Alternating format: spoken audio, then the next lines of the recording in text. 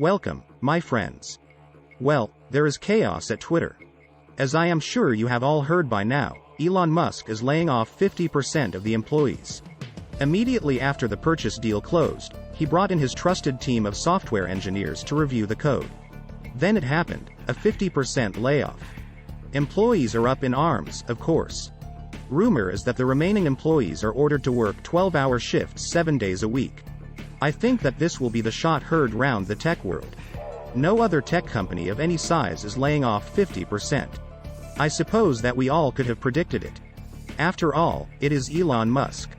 Now, Elon Musk is saying that Twitter revenues plummeted in Q3. But, since Twitter is no longer public, I suppose that we will never hear the actual numbers. So, what does this mean for Twitter? What does it mean for big tech companies? What does it mean for the economy? And, what does it mean for the future of the United States? But, before we get into all of that, please press the like button and leave us a comment below.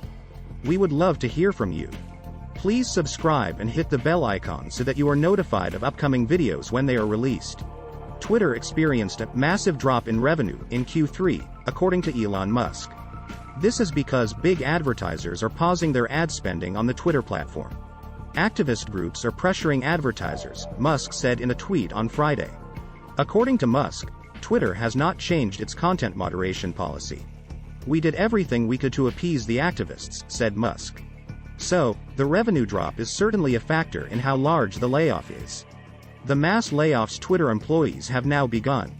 People have been bracing for layoffs ever since Elon Musk began his takeover deal. Chief Twit is now cutting 3,700 employees from the Twitter employee base. That is a 50% cut. But Twitter has not been profitable and needs to cut costs. And frankly, it has had too many layers of management and executives were basically paid too much. Musk and his trusted team of advisors are still finalizing the terms for the layoffs. They are considering is offering laid-off employees 60 days of severance pay. Musk might break the news to affected employees as soon as Friday. Those who get to keep their jobs probably cannot work from home again. Musk is also planning to put an end to Twitter's work from anywhere policy. Employees will now be required to work in the Twitter office, with maybe a few exceptions. Twitter employees had been worried about changes that Musk might bring. Now, it seems that their intuition was right and they had every right to be nervous. But Musk discussed this before he took over the company. It's no secret that the Elon Musk is not a fan of work from home arrangements. For example, he ordered Tesla and SpaceX employees an ultimatum. Basically, he demanded that employees spend 40 hours in the office or leave the company. If you recall, Musk telegraphed that he was prepared to cut 75% of Twitter employees in the weeks leading up to the deal closure. Reportedly, he walked that promise back when he visited Twitter's San Francisco HQ. Nevertheless, it was pretty clear that layoffs were still in the cards. And why wouldn't they be? After all, Twitter has never been profitable. How long did people think that this state of affairs could continue? And I think that we need to prepare ourselves for this to happen at other tech companies. Musk's first move was to fire former CEO Parag Agrawal and Chief Financial Officer Ned Siegel and other top executives. A number of director-level and vice president-level positions were let go over the weekend. Some remaining Twitter employees in management positions were asked to create lists of employees that could be cut. Those layoff lists were ranked and rated based on each employee's contribution to Twitter's code. Musk brought in his crack team of trusted engineers from Tesla to assess the Twitter software engineers. Musk is clearly ordering a mass layoff to save money because Twitter is burning cash. Musk is also implementing monumental changes for Twitter to earn money. For example, the price of Twitter Blue is being raised to $8 a month from $3 per month. The new pricing could go into effect as soon as Monday. The subscription will also be a necessary requirement for Blue verification badges from now on. But users who are already verified will be allowed a grace period of months to start paying before they lose their checkmark. Elon Musk's moves are going to set a new benchmark for tech companies. This is especially true of social media companies. Musk is making very bold moves as he usually does. But frankly, there are a lot of tech companies that are not profitable. But I think that the day of reckoning has finally come. And Silicon Valley needs to get real.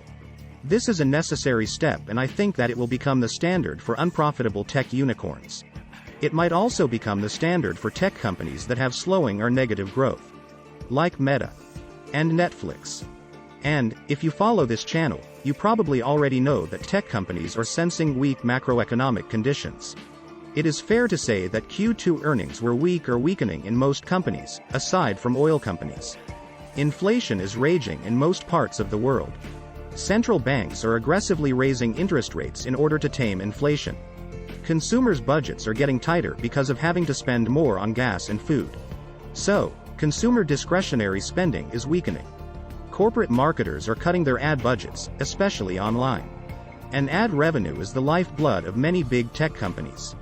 Google and Meta platforms reported decidedly disappointing Q3 earnings. Meta has posted shrinking revenue for 2 quarters and maybe a third quarter as well. Both companies have hinted at layoffs, but not actually made detailed announcements. Meta Platforms management promised cost cuts, hiring freezes, and ruthless prioritization. Meta has begun quietly pushing out a significant number of employees. The company has restructured departments and given employees 30 days to find a new job within the company. This enables the company to cut a lot of positions without having to issue pink slips en masse. Analysts expect these reductions to be a precursor to deeper cuts. Meta is trying to cut costs by at least 15% by the end of the year. Meta has about 83,000 employees, which is 32% higher than at this time last year. Google has 174,000 employees, which is 20% higher than this time last year. Layoffs at big tech companies are big news because the biggest tech companies went on a veritable hiring spree throughout the pandemic. But the United States is now teetering on the brink of recession and the digital ad market has plunged. Shares in Meta Platforms are down by over 50% so far this year. And the market capitalization of Meta has fallen by over $685 billion since its all-time peak in September 2021. The market capitalization of Google is down 27% over the past 122 months.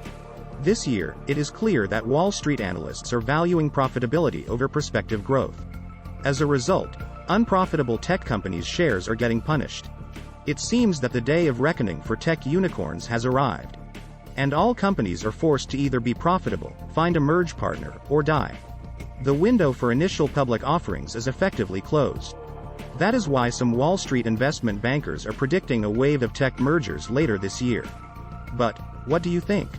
Please leave us a comment below and hit the like button. We would love to hear from you. Please subscribe and hit the bell icon so that you are notified of upcoming videos when they are released. Please share this video on social media. Thank you for watching.